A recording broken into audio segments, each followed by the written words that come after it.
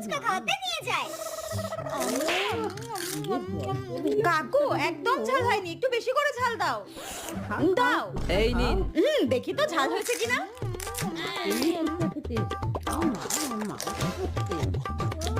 দিদি 10 টাকার করে ফুচকা হয়ে গেছে, আর দেবো? হ্যাঁ দাও দাও, আরো খাবো, তুমি দিতে থাকো। না না না না, আর দিতে হবে না, আর দিতে হবে না, 10 টাকারই ঠিক আছে, আর দিতে হবে না। না মা, আমি তো সবে 10 টাকার খেলাম, আরো খাবো। না, আর খেতে হবে না, আমার কাছে অত টাকা নেই, 20 টাকাই রয়েছে আমার কাছে। তোর 10 টাকা, আমার 10 টাকা, আর খেতে হবে না। মা, 10 টাকার ফুচকা খেয়ে মন ভরে, তুমিই বলো। বলছি তো আর খেতে হবে না, তারপর বাড়িতে গিয়ে বলবি যে আমার পেটে ব্যথা করছে। 10 টাকার ফুচকা খেয়ে আমি তোর জন্য 100 টাকার ওষুধ কিনবো, তাই না? একদম খেতে হবে না বলছি তো। ধর ব্যাং।